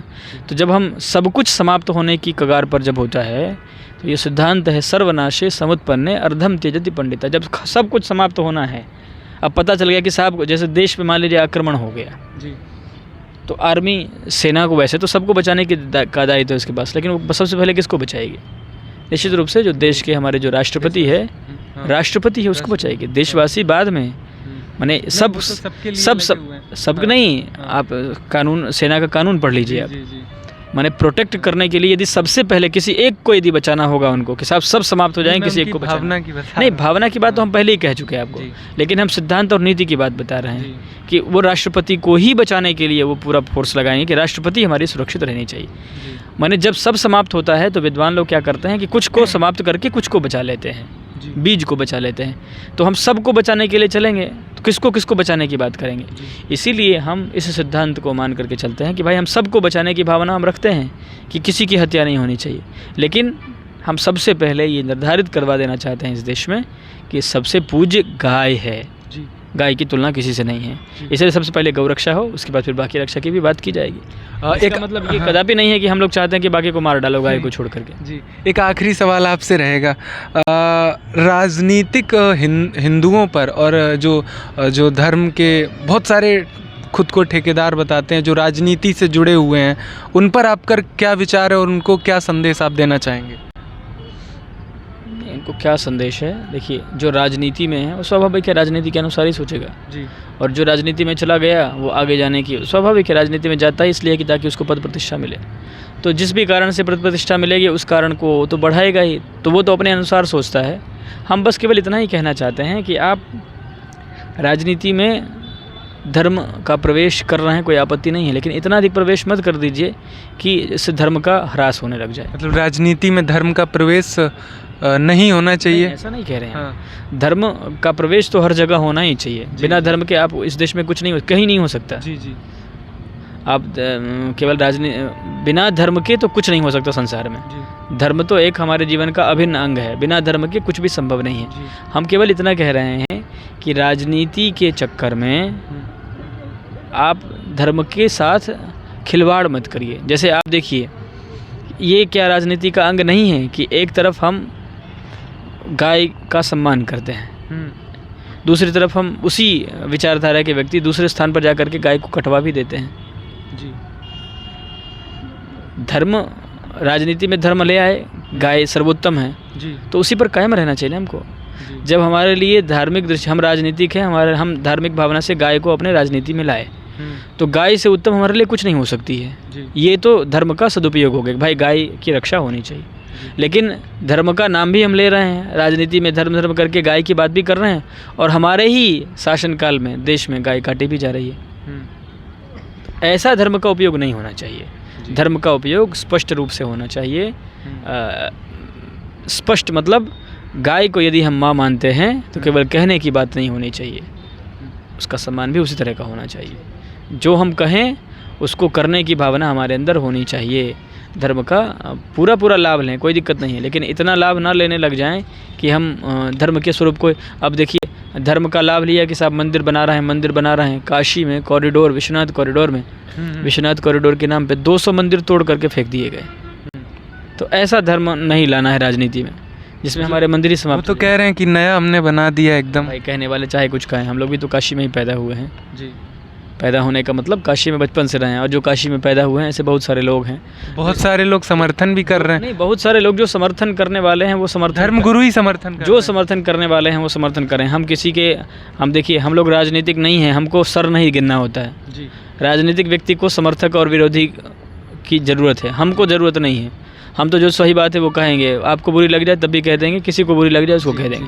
हमको वोट थोड़ी लेना है आपसे कि हम आपका मुंह देख करके कहेंगे भाई ये सही है ये गलत है। राजनेताओं के सामने ये समस्या होगी, उनको वोट लेना, हमको वोट नहीं लेना है किसी का। हम तो सही बात कहेंगे, और सही बात ये है कि कॉरिडोर के नाम पे 200 मंदिर तोड़े गए बनारस में। भगवान विश्वनाथ का पंचायतन तोड़ के हटा दिया। तो ऐसा धर्म का उपयोग राजनीति में नहीं चाहिए, जिसमें आप विश्वनाथ कॉरिडोर के नाम पे आपने पूरे देश में नाम भी कर लिया कि साहब विश्वनाथ जी का जीर्णोद्धार करने वाले हैं। मिला क्या हिंदुओं को? केवल सफ़ेद टाइल्स मिला है, और क्या मिला वहाँ पे? हमारे तो मंदिर टूट गए। जहाँ हमारे विश्वनाथ जी के गुरु थे उनके चारों तरफ 4 मंदिर थे। पुराने नक्शा निकाल के देख लीजिए आप, 4 मंदिर थे, और 200 मंदिर तोड़ करके आपने उस जगह पर फर्श बना दिया। स्थान, हमारे यहाँ ये कहा जाता है कि स्थानम प्रधानम, मूर्ति में वैशिष्ट स्थान के कारण आता है। राम मंदिर देश में कितने हैं? हजारों मंदिर हैं, लेकिन अयोध्या के उस स्थान पर बने राम मंदिर का महत्व है। किस लिए है? क्योंकि अयोध्या में उस स्थान पर है जहाँ पर भगवान का जन्म हुआ था। इसका मतलब स्थान प्रधान है जी। तो जिस जगह भगवान विश्वनाथ के पंचायतन में जो मंदिर थे उस स्थान पे तो आपने मंदिर तोड़ दिया, तोड़ करके टाइल्स लगा दिए, मूर्ति उठा करके फेंक दिया। यही किया ना। स्थान पे आज जहाँ पे भगवान विराजमान थे वहाँ पर पैदल लोग घूमते हैं। मिला क्या? हिंदुओं को क्या मिला? बड़े बड़े लाइट मिल गए, बड़े बड़े फर्श मिल गए, वहाँ पे सफाई मिल गई। हमारे देवता तो चले गए ना हमारे बीच से। उसकी मूर्ति को तो उठा करके फेंक दिया गया ना, उसको तो तोड़ दिया गया। क्या मिला? आत्मावलोकन हम करेंगे हम पाएंगे सब हमको मिला नहीं। हम तो हमारी तो सारी चीज़ें, हमको तो भ्रम दिखाया गया और हमारी चीज़ें छीन ली गई हमसे। और ये वस्तुस्थिति है, ये तथ्य है, ये इतिहास हो चुका अब तो। इसके लिए बड़े बड़े आंदोलन किए हैं शंकराचार्य जी महाराज जैसे महापुरुषों ने। जब जब समस्या आई खड़े होकर के उन्होंने कहा कि विकास के नाम पर मंदिर को मत तोड़ो। उन्होंने, पूज्य शंकराचार्य जी महाराज ने काशी में 3000 मंदिरों की परिक्रमा की उस समय, गली गली जा कर के महीनों तक चिल्ला के लोगों को कहा कि विकास के नाम पे तुम्हारे मंदिर तोड़े जा रहे हैं। लेकिन ऐसा भूत सवार था लोगों को, किसी को विश्वास ही नहीं हुआ। अब आप जा कर के आप देखिए विश्वनाथ कॉरिडोर के पहले जो लोग वहाँ रहने वाले थे, जब से कॉरिडोर बना बाबा से उनको दूर कर दिया गया। आप ये डेटा निकाल लीजिए, हमारे पास कोई डेटा नहीं है, आप डेटा निकाल लीजिए। बहुत सारे लोगों की मृत्यु हो गई, वो बाबा से दूर नहीं रह पाए। तो बाबा से तो काशी वासियों का ऐसा जुड़ाव था, आपने उनको दूर कर दिया। ठीक है, व्यवस्था के दृष्टिकोण से किसी को दूर किया, पास किया, उसके एवज में उसको आपने धन दिया, उसका घर लिया, वो सब ठीक है। मंदिर का क्या दोष था? उस मूर्ति का क्या दोष था? ऐसे ऐसे मूर्ति और मंदिर भी तोड़ के हटा दिया आपने, जो स्कंद पुराण में जिसका उल्लेख था। तो धर्म राजनीति में आए कोई दिक्कत नहीं है, यदि बढ़ता है धर्म तो अच्छी बात है। अब जैसे यहाँ कुंभ लगा है, सनातन धर्म की पूरे देश में बात हो रही, अच्छा लगता है, प्रसन्नता होती है कि भाई बात, लेकिन इसमें दुख हो जाता है कि गंगा जी की धारा दुख। बनारस में जैसे बनारस की खूब चर्चा होती है जी। बनारस की चर्चा होती है तो मन में प्रसन्नता होती है कि भाई बनारस की सनातन धर्म की राजधानी बोली जाती है। और वहाँ के लोग, बनारस के ही मैं लोकल में गया था, तो बनारस के लोग कुछ खुश नहीं हैं उस विकास से जो विकास हुआ है। और बाहर के तो सारे लोग खुश हैं कि बहुत अच्छा बन गया कॉरिडोर बनारस का। खुश है कौन, दुखी है, ये अलग विश्लेषण का विषय है जी। बहुत लोगों की खुशी बहुत छोटी छोटी चीज़ों में भी हो जाती है।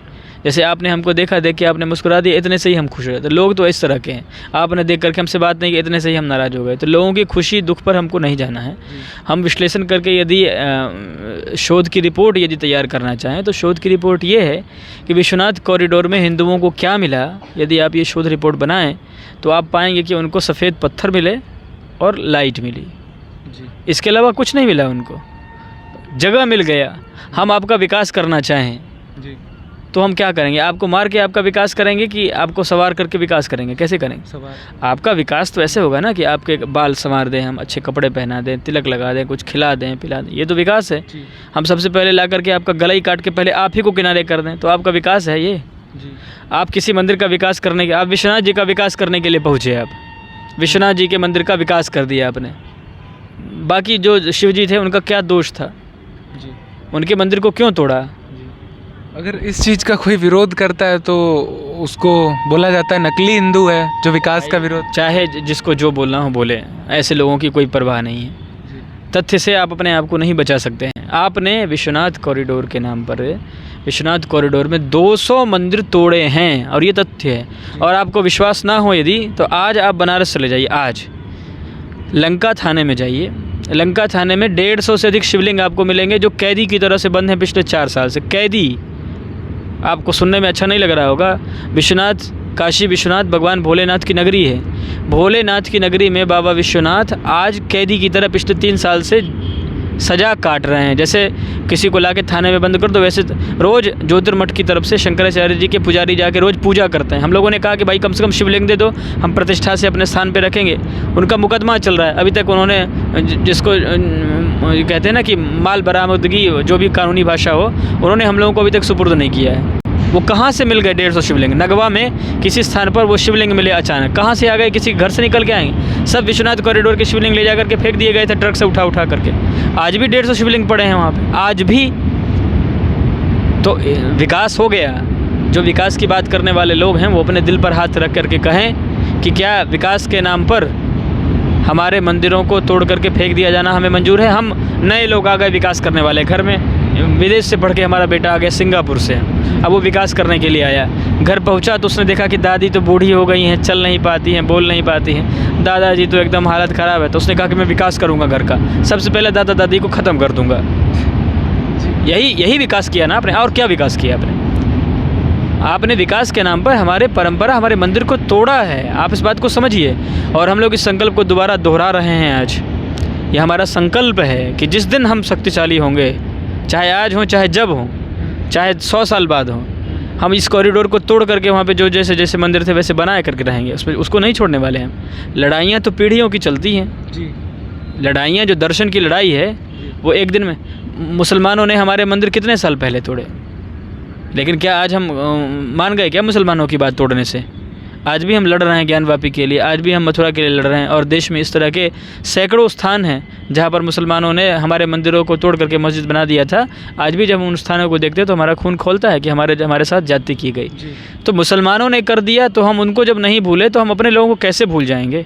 आपने हमारे मंदिर को तोड़ के हटा दिया, हम नहीं भूल सकते हैं। हमारे शास्त्र पुराण में जो वचन है उसको वो हमें याद है। आज आप शक्तिशाली हैं, आपने टाइल्स लगा करके वहाँ पर मैदान बना दिया है। हम जिस दिन शक्तिशाली होंगे उस दिन हम फिर वहाँ पे वो मंदिर बना देंगे। तो हमारी लड़ाई आज आपके पास, देखिए हम लोग इस बात को बहुत अच्छे से समझते हैं और कहते हैं कि जो सत्ता है ना, सत्ता एक जगह नहीं रहती। सत्ता की ये विशेषता है, सत्ता का सिस्टम है कि वो हस्तांतरित होती ही है। आज हमारे पास है, कल किसी और के पास जाएगी ही। वो बिजली की करंट की तरह है, वो ऐसे ऐसे ऐसे ऐसे ऐसे बहुत तेज़ से भागती है वो। ये जो काल गणना है लाखों वर्ष का है। इसमें 5 साल, 10 साल, 20 साल, 50 साल, 100 साल कोई मायने नहीं रखता है। लाखों वर्ष का है सनातन धर्म। आज आपने तोड़ करके बना दिया अच्छा अच्छा कह करके। कल जो हम जैसे विचार रखने वाले लोग हैं वो इस देश में हैं। विचार नहीं मरा करते हैं, व्यक्ति मर जाता है। आप जो विरोध करने वाला है उसको आप उसका मुंह बंद करा दोगे, उसका विचार थोड़ी मर जाएगा। ये विचार यदि हमारे अंदर आया है तो कहीं ना कहीं से तो आया है, और हम इस विचार से पूरे 100% सहमत है कि हाँ हम ऐसा करके रहेंगे। तो ये हमारे विचार को मानने वाले भी इस देश में लोग हैं। और हम इस बात को बहुत अच्छे से समझते हैं कि विकास के नाम पर घर का विकास करना है तो हम अपने बूढ़े दादा दादी को मार करके नए बच्चों का विकास नहीं कर सकते हैं। हम अपने पिता को विशेष बनाने के लिए अपने दादा दादी को मार डालें, ये हमारे विकास का तरीका नहीं। हमारे विकास का तरीका ये है कि हमारे जितने हैं जिस अवस्था में हैं वो स्वस्थ रहें, प्रसन्न रहें, उनके लिए दवाइयाँ हों, ये हों वो हों। हमारे जो मंदिर जिस अवस्था में थे उसको हम विकसित कर देते, उसके बगल में कॉरिडोर बना देते। मान लीजिए यदि हमको लेके ही जाना था, मान लीजिए, तो हमारे यहाँ उसकी भी एक पद्धति बनाई गई। किसी पद्धति का परिपालन थोड़ी ना किया गया है। मतलब कूड़े की तरह मूर्तियों के शिखर को तोड़ करके, मंदिर के शिखर को तोड़ के फेंका गया है बनारस में, मूर्तियों को तोड़ करके फेंका गया है। तो ये पीड़ा तो हम लोगों के मन में ही रहती। तो हम तो केवल इतना ही कह रहे थे कि राजनीति में धर्म प्रवेश करे, धर्म का विस्तार यदि करना चाहे तब तो स्वागत है। धर्म का ह्रास करने के लिए राजनीति में प्रवेश कर जाता तो वो बहुत नुकसानदेह होता है। हिंदुओं को निश्चित रूप से ये विचार करना चाहिए। और जब समस्या अपने घर से होती है तब और दुख होता है। कोई पराया यदि करे, जिसके विषय में पता है हमको कि साहब वो हिंदू मानसिकता है ही नहीं, तो वो जो भी चाहे वो करे, कोई दिक्कत नहीं। लेकिन जब हमको पता चल जाएगा कि हमारा भाई है, वही आकर के हमारे दादा दादी, हमारे बाप को गाली देगा, हमारे बाप को अपशब्द कहेगा, तो बुरा लगता है। तो जो अपने आप को हिंदू मान्यता मानने वाले लोग हैं, जिस भी समाज में हैं, या तो आपको यदि जानकारी नहीं है तो आपको परामर्श लेना चाहिए कि हम कैसे करें विकास।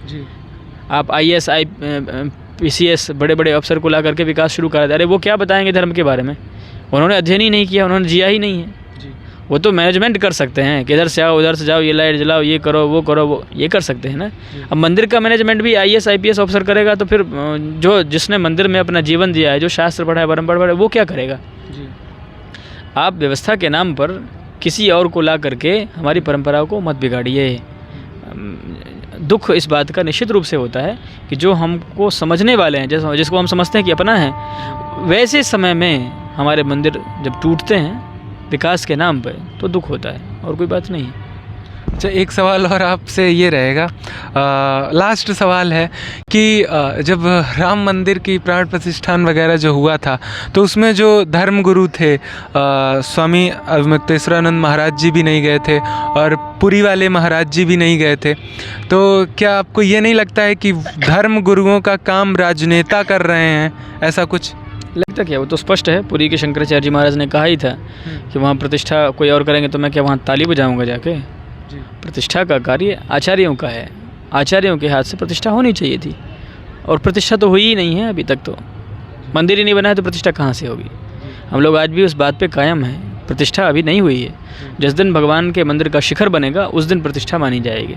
शिखर में जब तक जलाभिषेक नहीं हो जाता तब तक काहे की प्रतिष्ठा? कोई प्रतिष्ठा ही नहीं। तो प्रतिष्ठा है ही नहीं तो राजनीतिक इवेंट जो चाहे कर लीजिए आप। राजनीतिक इवेंट मात्र था वो। और सनातन धर्म के मूल तत्व को आजकल हमारे भाई समझते नहीं हैं, क्योंकि उन्होंने गुरुकुल में पढ़ा नहीं है, प्रतिष्ठा की विधि को जानते नहीं, परंपराओं को मानते नहीं हैं। नेताजी ने जो कह दिया उसी को वो धर्म मान लेते हैं। तो आपको हम ये बात फिर दृढ़ता से कहना चाहते हैं कि हिंदुओं को अपने धर्म को यदि बचा के रखना है तो धर्म के मामले में ये निश्चय करना होगा कि साहब हम केवल शंकराचार्य जी की ही बात मानेंगे, किसी नेता की और किसी संगठन के प्रमुख की बात नहीं मानेंगे धर्म के मामले में। धर्म के राजनीति के मामले में आप जो करना हो करिए भाई, हिंदू भाई, जो करना हो राजनीति के मामले में, जिसको मानना हो मानिए। धर्म के मामले में निर्णय करने का अधिकार नेताओं के पास नहीं है। धर्म के मामले में निर्णय हमारे आचार्य करेंगे, और जो वो करेंगे उसको हम 100% मानेंगे। तो वो तो निश्चित रूप से एक राजनीतिक कार्यक्रम था, और राजनीतिक कार्यक्रम का तो स्वाभाविक है। तो अभी हमारे साथ थे कुंभ मेला के प्रभारी श्री मुकुंदानंद महाराज जी, जिन्होंने हमें इतना समय दिया, और बहुत बहुत धन्यवाद आपका जो आपने हमें कुंभ के बारे में, महाकुंभ, दोनों डिफरेंस समझाए और सारी चीज़ें बताई। बहुत बहुत धन्यवाद। हमें भी अच्छा लगा आपसे बात करके। आपने बड़े ही विनम्रता से, बड़े ही जिज्ञासा से बहुत सारी चीज़ें पूछ ली, और हमने भी बताने की कोशिश की। अभी तो हम स्वयं विद्यार्थी हैं, पढ़ लिख रहे हैं, बताने की कोशिश की है। निश्चित रूप से आपके प्रश्नों के बाद हम और आत्मावलोकन करेंगे, अध्ययन के क्रम को बढ़ाने की कोशिश करेंगे, ताकि और अच्छे से अपनी बात, शास्त्र की बात, परंपरा की बात, पुराण की बात, गुरु की बात अच्छे से बताई जा सके, ताकि बातों का संप्रेषण आगे हो और समाज को उसका लाभ मिले। तो आप लोगों के सवालों के भी जवाब मिल गए होंगे, और बाकी का मिलते हैं किसी और वीडियो में। तब तक के लिए देखते रहिए आप लोग डैनी सिंह यादव को, और जय हिंद, जय भारत।